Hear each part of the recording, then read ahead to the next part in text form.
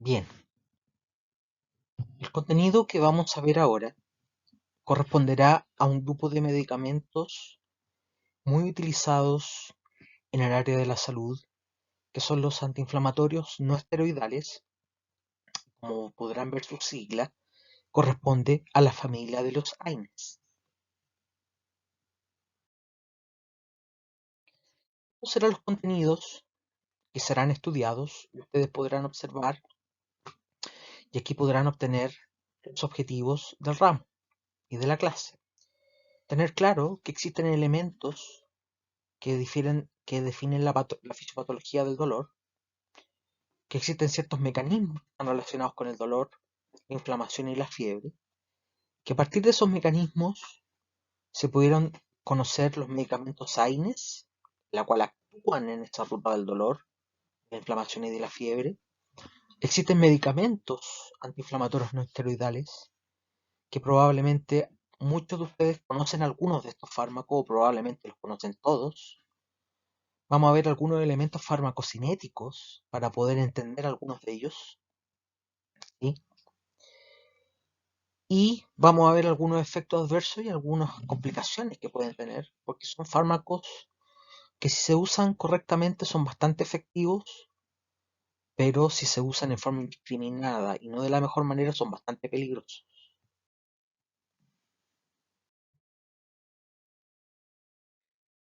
No voy a entrar específicamente a estudiar toda la fisiopatología del dolor, pero sí hay algunos elementos que me interesan, sobre todo los elementos moleculares, porque a partir de esa ruta clásica de los mecanismos celulares del dolor, se pudo empezar a entender cómo funcionan los AINES.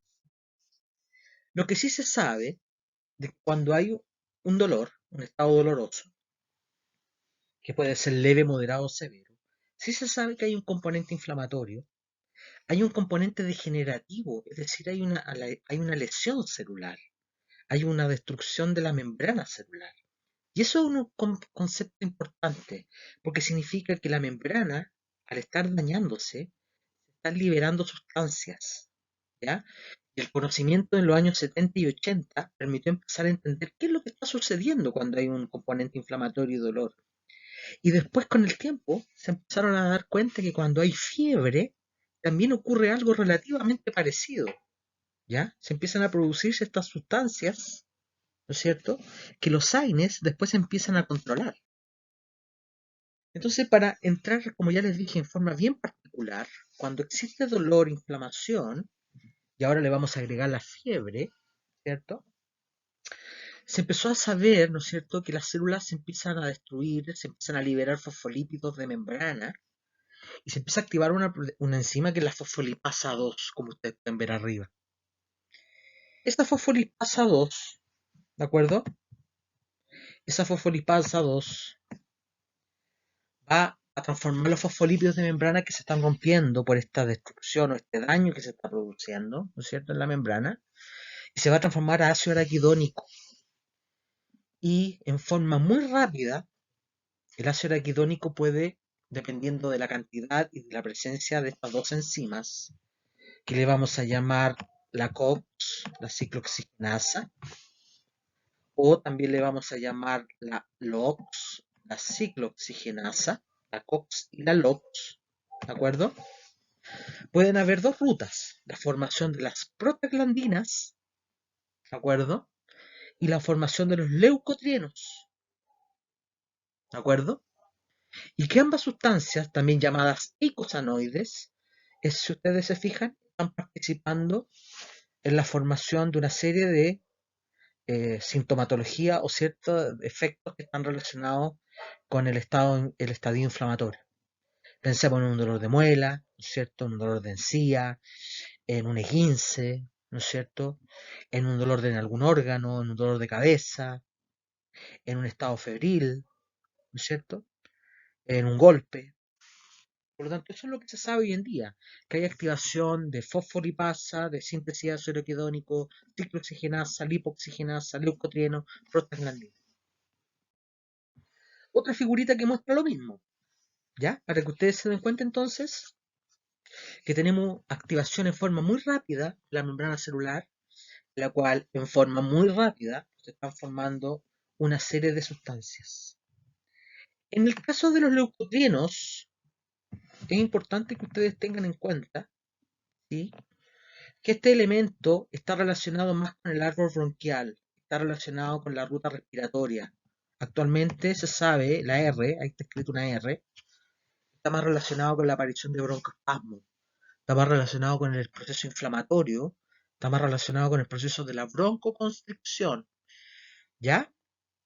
¿Y por qué quiero que sepan esto por ahora? Ustedes están recién entrando al tema de la farmacología más clínica, ¿no es cierto? Porque es todo un elemento que vamos a ver en cuarto año. Cuando estemos en el integrado de respiratorio, vamos a ver un medicamento que es muy conocido, sobre todo en pediatría, que se llama Montelukast. Es un fármaco que bloquea la acción de los leucotrienos, ¿de acuerdo? Que tiene un efecto en el bloqueo de la acción de los leucotrienos, un antagonista de los receptores de leucotrienos, ¿ya? Por lo tanto, los leucotrienos están más centrados en el manejo del asma, pero para que vean tiene que ver con la inflamación, ¿ya? Ahora, nosotros nos vamos a centrar principalmente en la ciclooxigenasa, ¿ya? Lo que tiene que ver entonces con la formación de prostaglandinas, tromboxanos, prostaciclinas, ¿ya? Entonces es importante esto. Nosotros tenemos lo que se llama la familia de las prostaglandinas, la familia de las PGE, tenemos la familia de los tromboxanos, las TXA2, y tenemos la familia de las prostaciclinas, de las PGI2, de las PGI, y cada una tiene diferentes funciones, ¿ya?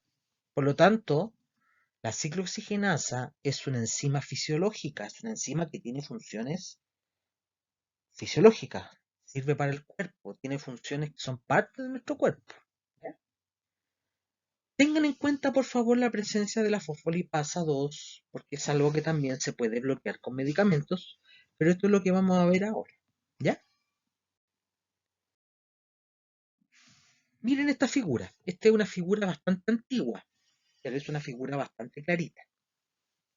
El objetivo de nosotros es estudiar, ¿no es cierto?, los AINES, los antiinflamatorios no esteroidales.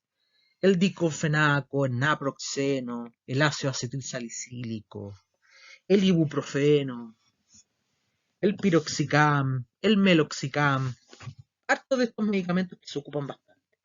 Y aquí ustedes pueden observar los AINES. Si ustedes se fijan, los AINES son inhibidores de la ciclooxigenasa, son inhibidores de la COX. Por lo tanto, son fármacos que van a impedir la secreción de prostaglandinas. No se van a formar estas prostaglandinas. Por lo tanto, son medicamentos, ¿no es cierto?, que pueden tener implicancias en el control de la inflamación, en el control del dolor y en el control de la fiebre. ¿De acuerdo? Por lo tanto, lo que uno espera es que al cabo de unos minutos, al cabo de unas horas, estos medicamentos tengan una acción, un efecto agudo o un efecto aguda. ¿Vale?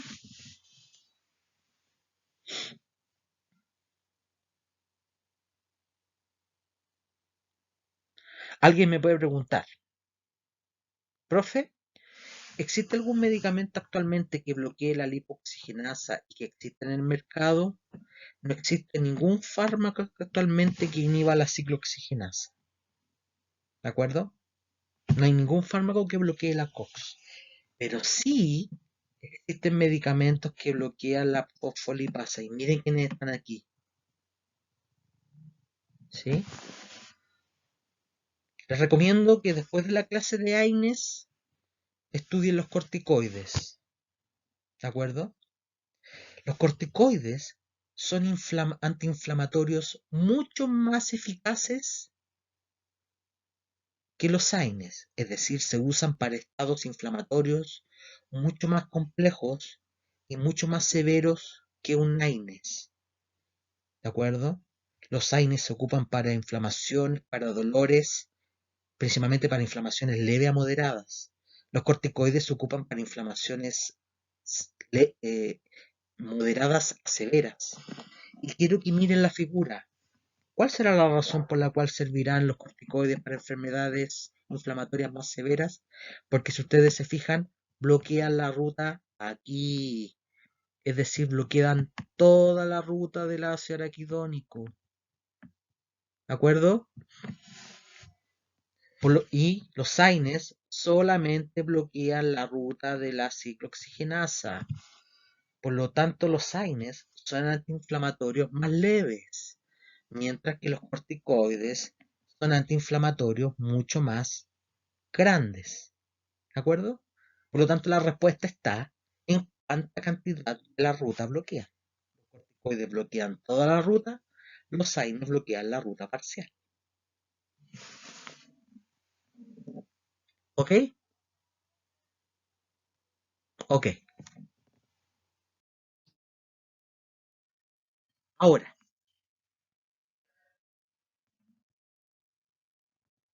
es probable, o a lo mejor, en algún ramo, en algún curso, o alguien a lo mejor haya leído en forma personal,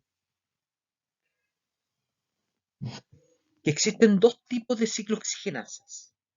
¿Ya? Se sabe actualmente que existen dos tipos de COX. ¿Ya? El paradigma que se sabe actualmente, ahora les voy a mostrar más al final de la clase que no es tan así, pero lo vamos a considerar así ahora. Existe lo que se llama la COX-1, y esta ciclooxigenasa es formadora de prostaglandinas. Esta es una ciclooxigenasa que está en todo el cuerpo, ¿ya? Eso se llama inicua, es inicua, ¿vale? Eso significa constitutiva, inicua, está en todos lados, ¿vale? Si ustedes se fijan, las prostaglandinas que se forman entonces por esta ciclooxigenasa son prostaglandinas fisiológicas, tienen funciones homeostáticas, regulan funciones. ¿Y cuáles son las funciones? Hay prostaglandinas protectoras del estómago, hay prostaglandinas que regulan el riñón, hay prostaglandinas que regulan las hemorragias. ¿De acuerdo? Por lo tanto, hay prostaglandinas, chiquillos y chiquillas, que son protectoras. Son protectoras. Son defensoras. ¿Vale? Gracias a estas prostaglandinas, nosotros cumplimos ciertas funciones. Por otro lado, tenemos la ciclooxigenasa tipo 2 o COX-2. Como ustedes ya la conocen, los invito a que la tuteen. Como ven abajo, dice inducida, ¿de acuerdo? Y se sabe que la COX-2 actualmente se activa y se produce y se activa en grandes cantidades cuando hay dolor, inflamación, y también que en el hipotálamo se activa cuando hay fiebre, ¿vale? Del punto de vista terapéutico, por supuesto que la beneficiosa sería esta. Esta es la que yo busco que sea la buena. Esta es la que yo busco la inhibition desirable, como dice en inglés. Por lo tanto, si yo voy a inhibir la COX, ojalá yo pudiera inhibir la COX-2. Porque como yo busco bajar la inflamación, el dolor y la fiebre, ojalá yo desinflamara bajando la COX-2. ¿Cierto? Si yo bloqueo la COX-1, voy a estar en problemas. ¿Por qué voy a estar en problemas con la COX-1, chiquillos y chiquillas? Que lamentablemente, si bloqueo la COX-1, voy a estar bloqueando las prostaglandinas protectoras. ¿De acuerdo? Entonces, Los SAINes adivinen lo bueno y lo malo que tienen. Si ustedes miran esta figura que está en inglés, aquí dice inhibition but NSAID, que es la palabra en inglés, non-steroidal anti-inflammatory drug. Miren las flechas que aparecen hacia al lado, miren los brazos. ¿Cuál es el problema que tienen los AINES antiguos o también llamados AINES clásicos? Espero que la respuesta la hayan encontrado. ¿Observan los dos negativos? Los AINES clásicos entonces, exacto, bloquean ambas ciclooxigenasas. Por un lado, excelente, estamos bajando la inflamación. ¿Por qué? Porque estamos bloqueando la COX-2. Genial. Yo tengo una persona que tiene un dolor de cabeza y si esa persona al cabo de 10-15 minutos se le quita el dolor de cabeza, es porque estamos actuando a través de la COX-2. ¿Cierto? Pero ¿qué pasa si esa persona durante 5 días abusa de ese fármaco? Podría ocurrir que al bloquear estas prostaglandinas que están acá al lado izquierdo, se pueden empezar a generar daño a dónde? Se pierde la protección del estómago, se pierde la protección intestinal, se pierde la protección del riñón y se podría generar algunos daños. ¿De acuerdo? Entonces, por este lado, se pueden empezar a producir las reacciones adversas a medicamentos y si se sobrepasan las dosis, se pueden empezar a producir las toxicidades de los pacientes. ¿Ya? Entonces, por eso que los AINES no deberían usarse por más de 3 a 5 días. ¿De acuerdo? Si uno ya ve que los AINES al segundo o al tercer día no tienen efecto, ya no tendría ninguna necesidad de tener que usarlo. ¿Por qué? Porque si ya no funcionan al segundo o tercer día, estamos aumentando el riesgo. No estamos yendo hacia el bloqueo de la ruta hacia el lado izquierdo. ¿De acuerdo? Los AINES clásicos bloquean a ambas rutas. Bloquean la COX-1 y bloquean la COX-2. Por lo tanto, siempre va a haber un riesgo de que bloqueemos las funciones positivas. Otra figurita, chiquillos y chiquillas, para que vean que estamos diciendo lo mismo. Si yo bloqueo el lado derecho, genial. Estamos bajando la inflamación, estamos bajando la fiebre, podemos bajar el dolor, ¿cierto? Pero si bloqueamos la COX-1, podemos bloquear los tromboxanos de las plaquetas, podemos bajar las prostaciclinas del endotelio, de la mucosa gástrica, del intestino, podemos bajar las prostaglandinas de 2 del riñón y la mucosa, y podemos producir los efectos adversos, ¿de acuerdo? Que más adelante los vamos a ver, pero principalmente son la hemorragia, las úlceras, los sangramientos y los daños renales, ¿vale?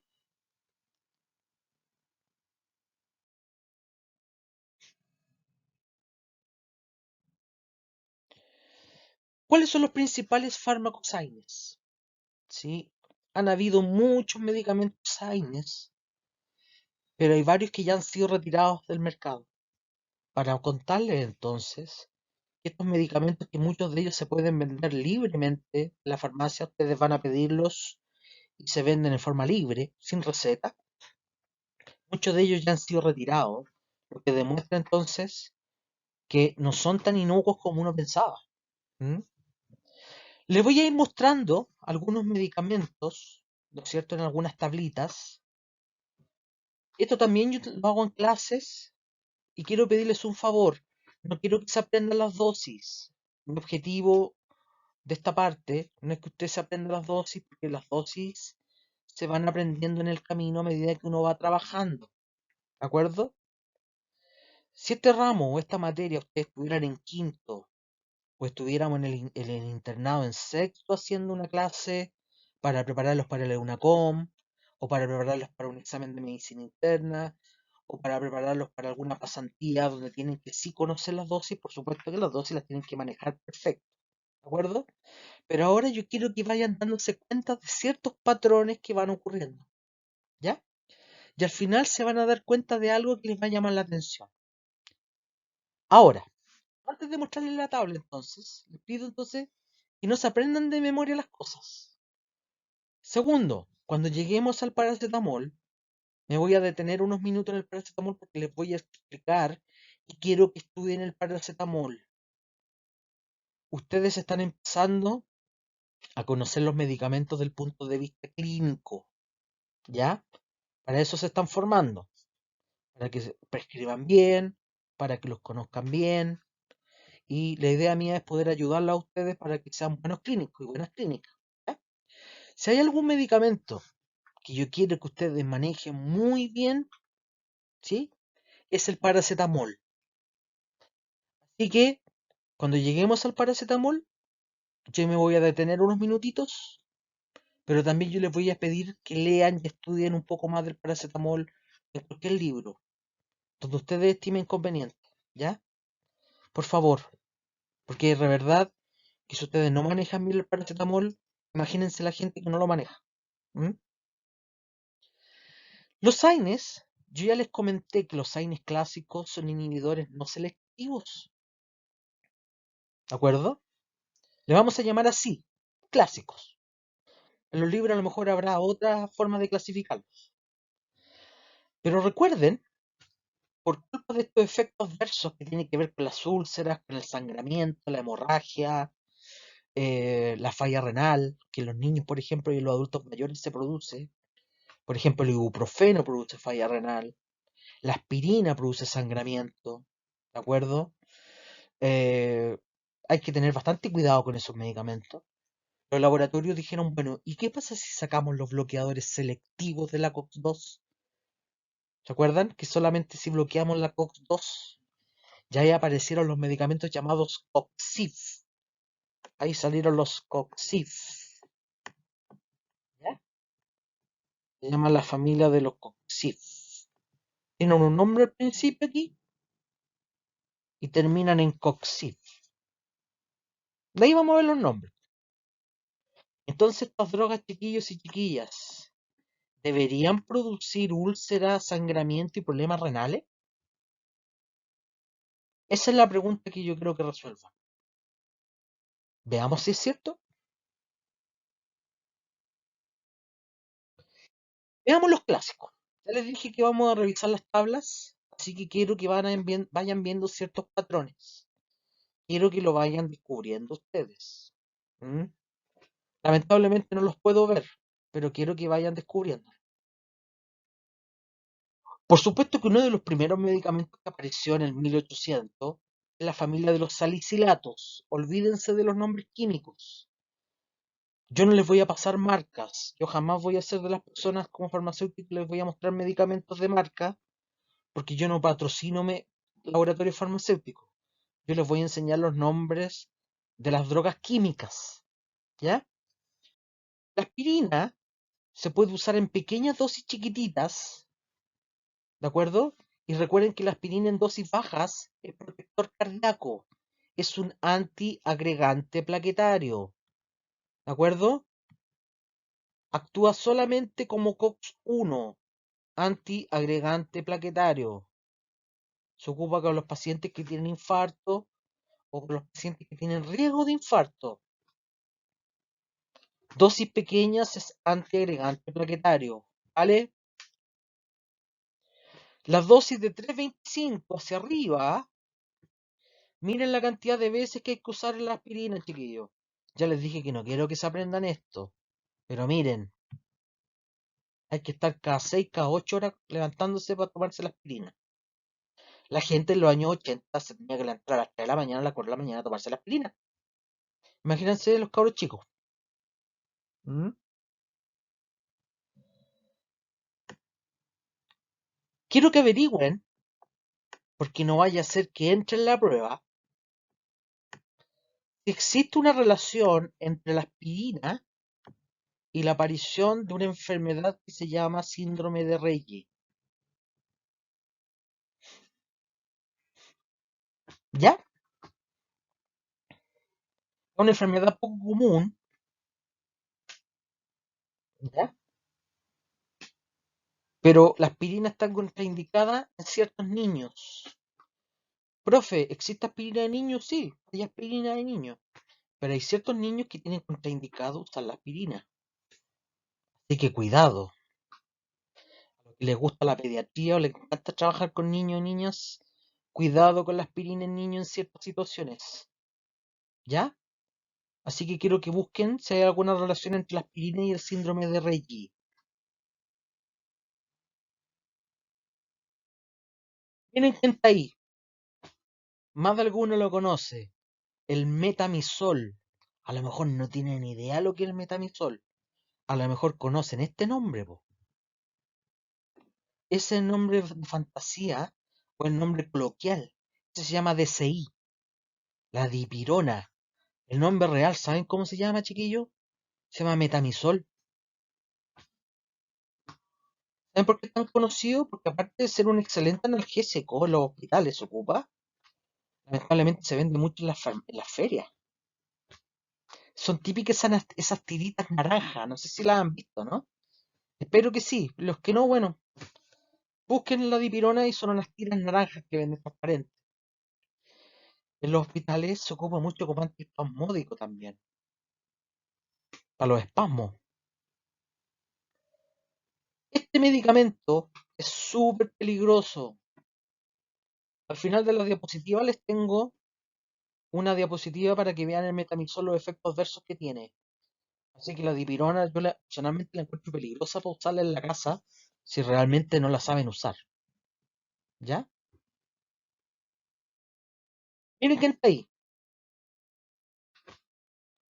Paracetamol es el mismo nombre de la dipirona, para que lo sepan. El nombre real se llama acetaminofeno. Los que han tenido la suerte o la experiencia de viajar a otros países no venden el medicamento como paracetamol, lo venden como acetaminofeno. ¿Ya? Así que es importante que conozcan las dos cosas. Ya les dije que voy a hablar un poquito del paracetamol. El paracetamol es un excelente medicamento. El problema, chiquillos, que el paracetamol tiene algunos problemas. ¿Ya? Así que si en la prueba yo le hago varias preguntas del paracetamol, no se enojen conmigo. Al contrario, espero que valoren eso, porque yo quiero que sean buenas médicas y buenos médicos respecto al manejo del paracetamol, porque hay mucha desinformación y hay que recordarle a la gente que si el paracetamol se usa mal, es muy peligroso. El paracetamol es una de las causas de intoxicación de medicamentos en adultos y en niños. Estos son datos de la Católica, ¿sí? Muchos niños llegan intoxicados y muchos adultos llegan intoxicados, ¿sí? Hay personas que leen por internet, para que lo sepan, y salen por ahí, en internet, que el paracetamol les sirve como forma para matarse, ¿ya? Y aquí voy a ocupar el humor negro. Y aquí, chiquillo, hay otras formas más baratas de matarse y más rápidas. Quiero decir que el paracetamol se demora mucho en matarse. Es muy lento, ¿ya? Pueden matarse, sí, pero se demora mucho. ¿Mm? ¿Por qué? Porque tenemos el hígado.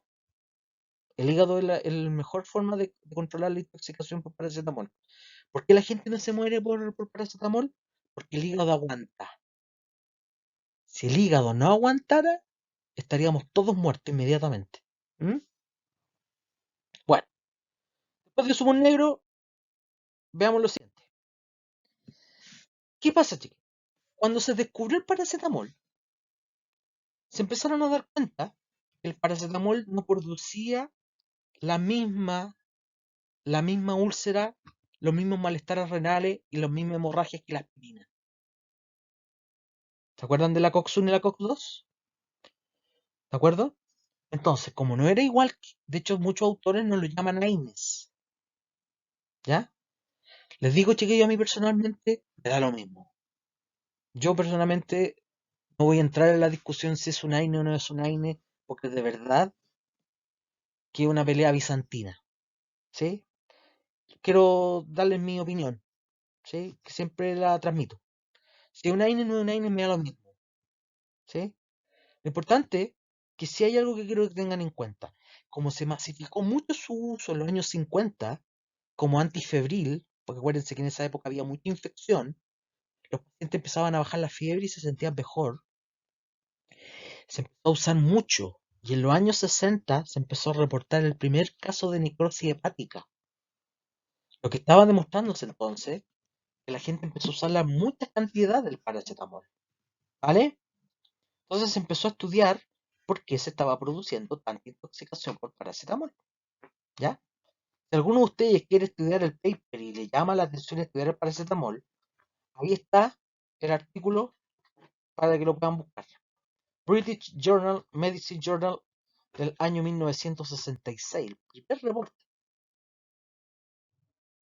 Chiquillos y chiquillas, esta diapositiva quiero que se la aprendan, sobre todo la de arriba, la dosis terapéutica. Si se las pregunto, necesito que la manejen bien, sobre todo las dosis máximas. Máximo 80 miligramos por kilo de peso en niños y en adultos máximo 4 gramos al día. Si ustedes superan esas dosis, tienen el riesgo de producir daño hepático.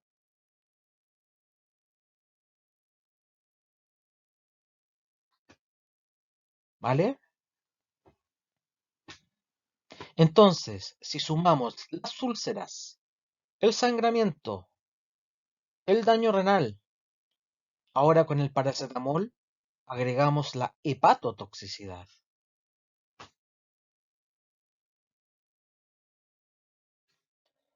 Otra diapositiva muy importante.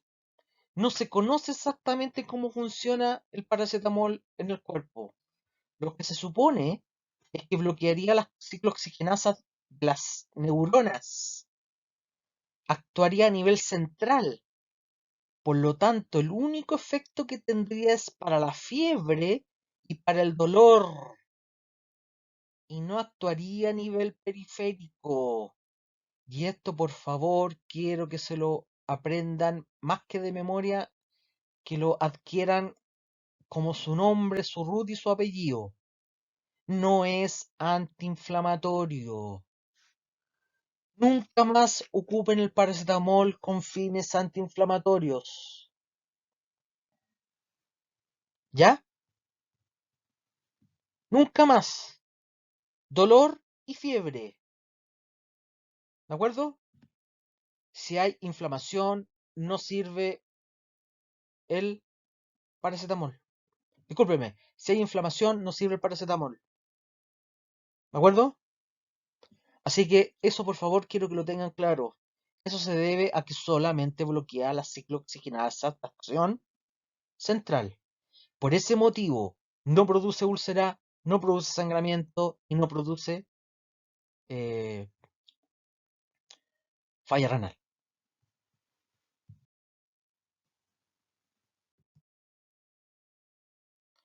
Ahí están los elementos farmacocinéticos para que ustedes le puedan hacer una ley general. Aquí está el mecanismo de cómo se produce la intoxicación por paracetamol. La figura que está en negro hacia la izquierda y la derecha es el mecanismo clásico de cómo el paracetamol se metaboliza en función de cuando una persona consume niveles normales, la terapia fisiológica o terapéutica. Lo normal es que se vaya por glucuronización y sulfatación por fase 2, ¿de acuerdo? Pero una persona cuando está en sobredosis, o por ejemplo las personas alcohólicas que consumen mucho alcohol, una sobredosis con paracetamol hace que las rutas de la izquierda a la derecha estén saturadas. Por lo tanto, el paracetamol se va a fase 1 por citocromo P450, ¿de acuerdo? Y eso hace que se genere una quinona. Ya le vamos a poner la sigla NAPQI, ¿de acuerdo? Una estructura quinona. Esa estructura quinona es una estructura que va a formar grandes cantidades de radicales libres, ¿de acuerdo? Y una estructura entonces que va a empezar a destruir y que puede empezar a destruir proteínas lípidos y DNA del hígado, ¿ya? ¿Y por qué esta destrucción ocurre tan rápido en el hígado? Porque el hígado, no olviden que tiene un antioxidante que se llama glutatión. Y gracias al glutatión es como que ustedes tuvieran un paraguas que protege de la lluvia ácida, ¿de acuerdo? Y este glutatión se demora en desgastar, se demora en romper. Es un paraguas que dura harto tiempo. Por eso que una sobredosis de paracetamol se puede demorar entre 24 y 48 horas, ¿ya? Que es peligroso y es complejo de revisar y ver una intoxicación por paracetamol, ¿de acuerdo? Entonces, cuando se desgasta todo el glutatión, ahí recién se empieza a observar la ictericia y los primeros síntomas de un daño hepático, ¿vale? Así que quiero que tengan en cuenta de que la cirrosis hepática se debe a un desgaste del glutatión, ¿de acuerdo? Y no es solamente debido a la carga de NAFQ o de quinona que se forma, sino que porque se está desgastando ese glutatión por tanto NAFQ que hay disponible, ¿de acuerdo?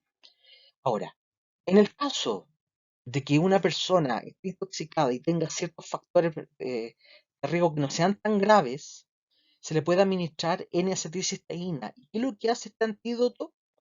Lo que hace la N-acetilcisteína es una molécula que permite la producción de glutatión, ¿de acuerdo? Por lo tanto, permite reparar o permite formar, ¿no es cierto?, este paraguas nuevamente para poder proteger de esta lluvia, ¿de acuerdo? Entonces permite de alguna forma mantener este antioxidante para que no genere tanto daño, ¿de acuerdo? Así que yo les quiero pedir que junto con lo que estamos conversando ahora, ustedes puedan reforzar un poquito más del paracetamol y tengan súper claro entonces las dosis de adulto, las dosis de niño y tener claro las dosis máximas que se les puede dar tanto a pediatrías como en adultos. Tenemos la indometacina, el sulindac, pero no son tan importantes. Fíjense, varias veces al día. El paracetamol se da cada 8, cada 12. La aspirina se da cada 6, cada 8.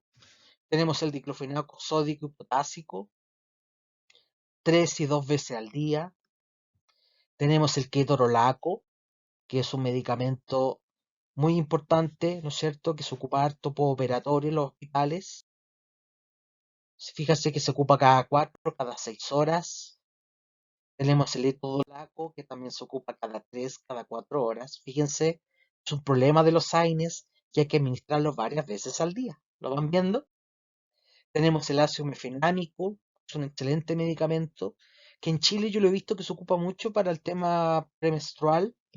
También yo lo he visto y se lo he preguntado a varias, en la parte de neurología se ocupa harto para la cefalea tensional. Fíjense que se ocupa cada 6, cada 8 horas. Tenemos el ibuprofeno, el ketoprofeno, el naproxeno, el flurbiprofeno. En Chile no se ocupa tanto el último. Miren, no se aprendan las dosis, pero fíjense las cantidades de veces al día, lo van viendo, varias veces al día, ¿vale? Y miren la familia de los oxicames. Miren la diferencia que tienen los oxicames respecto de los anteriores. ¿Vieron la diferencia? O sea, del punto de vista farmacocinético, es mucho más agradable y recomendable usar el meloxicam que los otros, porque la dosis que se ocupan es mucho menor, ¿de acuerdo? Por lo tanto, no, yo no tengo que ser un laboratorio farmacéutico para decirle de que el meloxicam debe ser mucho más agradable. Ahora, el problema que tiene el meloxicam es que no es muy bueno para la fiebre, no controla muy bien la fiebre, pero sí un excelente medicamento para manejar la inflamación. Y analgésico también es bueno, ¿vale? Tenemos el clonexinato lisina también, que esto se ocupa mucho en odontología, para el manejo del dolor, sobre todo el dolor postoperatorio. ¿Mm? Ahora, el otro grupo de medicamentos es el Celecoxib. Pasó la diapositiva, les pido mil disculpas. Los inhibidores selectivos COX-2. Y el más conocido en Chile, hay dos fármacos en Chile, para que lo anoten y vean las diapositivas, por favor, les pido las disculpas porque pasó la diapositiva. Se llama Celecoxib y el otro que se ocupa en Chile es el Etoricoxib. Son los dos medicamentos que más se ocupan en Chile. Celecoxib, etoricoxib. Son selectivos COX-2. Entonces, los AINES clásicos son analgésicos, antipiréticos y antiinflamatorios, y algunos de ellos tienen efectos específicos. El AINES en dosis bajas es antiagregante. Hay algunos que sirven para bajar el ácido úrico y algunos son antirreumáticos como el Coxif, como el Celecoxib, ¿ya? Acuérdense que muchos de ellos son capaces de bajar la fiebre. ¿Por qué? Porque recuerden que si ustedes revisan la fisiopatología de la fiebre, se sabe que cuando hay fiebre, principalmente por bacterias, se liberan endotoxinas, estas activan los monocitos y liberan interleuquina 1 principalmente. Estas interleuquinas van a activar el hipotálamo y se va a activar la ciclooxigenasa tipo 2. Acuérdense que se llama COX-2. Y esta COX-2 va a producir prostaglandinas de la familia 2. Por lo tanto, se va a activar el termostato, va a aumentar el ATP y va a aumentar el calor. Por lo tanto, se va a producir fiebre. ¿Qué hace entonces la familia del naproxeno, del diclofenaco y todos estos fármacos? Lo que hacen es inhibir la ciclooxigenasa. Por lo tanto, lo que vamos a hacer es eliminar, ¿no es cierto?, la patología, en este caso, eliminar la fiebre. Pero recuerden que en ciertas situaciones la fiebre hay que mantenerla ahí, porque recuerden que la fiebre es un mecanismo de aviso de que algo está pasando, así que mucho cuidado con bloquear la fiebre porque puede estar, ¿cierto? Pueden estar eliminando un síntoma que a veces es necesario que esté. Algunos elementos farmacocinéticos que es importante que ustedes vean. La forma farmacéutica que ustedes van a encontrar es todo lo que a ustedes se les ocurra. Si ustedes son dermatólogas o dermatólogos, lo van a encontrar en tópico. Si trabajan en el área respiratorio, si trabajan en el área, no sé, pues, neurológica, si trabajan en el área renal, todo lo que se les ocurra. Todas las vías de administración. Tienen una alta biodisponibilidad, hay en supositorio, hay en grajea, todo lo que se les ocurra. ¿De acuerdo? ¿Por qué existen los fármacos se tienen que administrar tantas veces al día?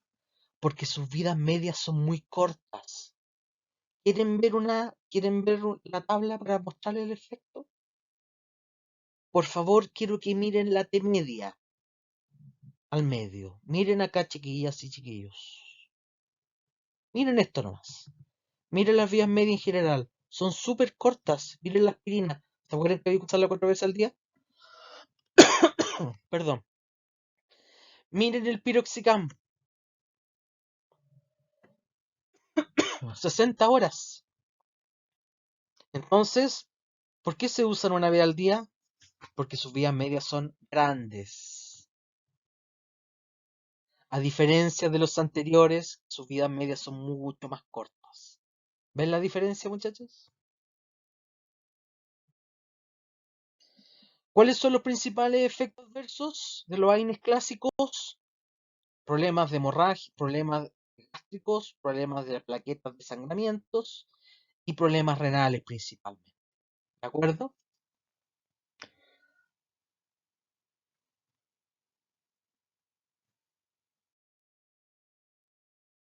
Les comenté que al final de la clase le iba a mostrar una diapositiva del problema del metamisol, de la dipirona. El gran problema que tiene el metamisol, por eso que hay que tener tanto cuidado con el metamisol, es esto: la agranulocitosis.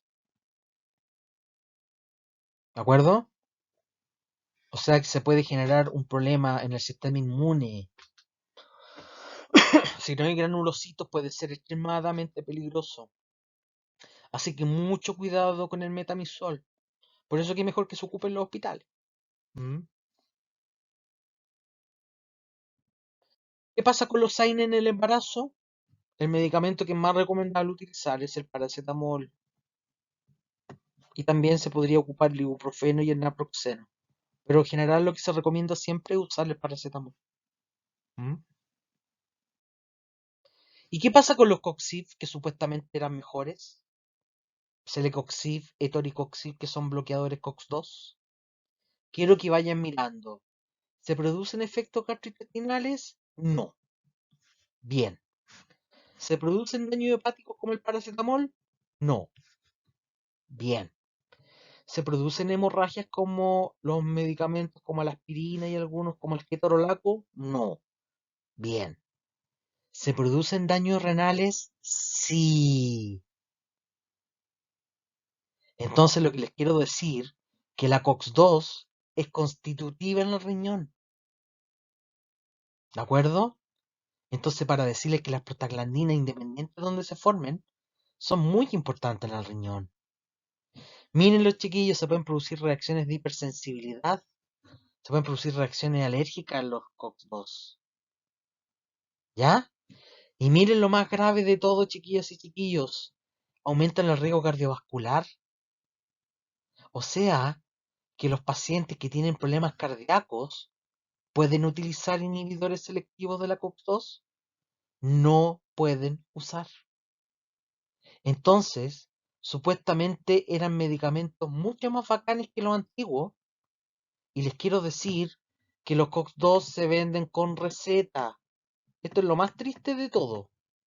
Supuestamente eran medicamentos mucho más bacanes y un Celecoxib te lo van a pedir con receta. ¿Me da un Celecoxib? Te van a pedir la receta. ¿Me da un ibuprofeno? Y no te van a pedir receta. ¿Se dan cuenta, no? Entonces yo quiero que se den cuenta que una droga nueva no significa que sea más segura. ¿De acuerdo, muchachos? Así que por favor, el hecho de que aparezca un medicamento nuevo en el mercado no significa que sea mejor. Así que, perfecto, ¿tiene cosas mejores que los antiguos? Sí, pero aparecieron efectos adversos mucho más peligrosos que los antiguos. Así que el etoricoxib, el celecoxib, les van a pedir receta, porque los riesgos pueden ser mucho más graves en los adultos mayores que usar un ibuprofeno inclusive. ¿Vale? Ahí ustedes pueden darse cuenta. Por eso que el Rofecoxib y el Valdecoxib fueron retirados del mercado. Lo más grave, chiquillos, es que estos laboratorios escondieron la información en los estudios clínicos. Esto fue gravísimo, ¿sí? De hecho, estos laboratorios fueron castigados bastante y tuvieron que pagar millones de dólares en multas, ¿sí? Porque la información la escondieron. Y más encima el Valdecoxib produjo un cuadro que se llama Steven Johnson. Entonces, no es llegar y empezar a ocupar Coxib en cualquier persona, ¿ya?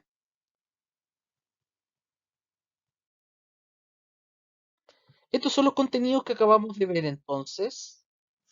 Dolor, inflamación, fiebre, el mecanismo selectivo o no selectivo, los diferentes tipos de fármaco, en especial el paracetamol, la farmacocinética y los efectos adversos. Y les dejo algunas preguntas entonces para que ustedes las vean, ¿de acuerdo? El primer medicamento que se empezó a ocupar como referencia para comparar los otros es la aspirina. A partir de la aspirina, uno puede saber cuál es más inflamatorio o menos inflamatorio, ¿ya? El que está en rojito. A partir de eso, ustedes pueden ver entonces cuál es más y cuál es menos antiinflamatorio. Los SAIN en pediatría, les dejo las dosis para que ustedes las vean. ¿Cuáles se pueden ocupar en los niños? Las niñas, ¿de acuerdo? Ahí está el paracetamol. Se los dejo, chiquillos, para que lo tengan como referencia por si se los preguntan más adelante. Esto yo no se los voy a preguntar en la prueba. Les puedo preguntar qué fármacos se ocupan en pediatría, pero no les voy a preguntar las dosis, pero no me interesa. ¿Mm? Ahí tienen los opioides, codeína y tramadol, ¿de acuerdo? En el embarazo, recuerden que cuáles se pueden usar en el embarazo, cuáles son los cuidados que hay que tener, los AINES que hay que tener cuidado en cardiovascular, por qué el paracetamol está contraindicado en los alcohólicos, recuerden el hígado, cuál es el AINES de referencia y busquen por qué los AINES no se pueden ocupar en el asma. ¿Vale?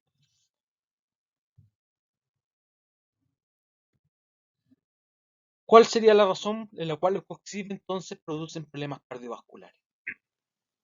El bloqueo de la COX-2 entonces produciría problemas en la parte cardiovascular.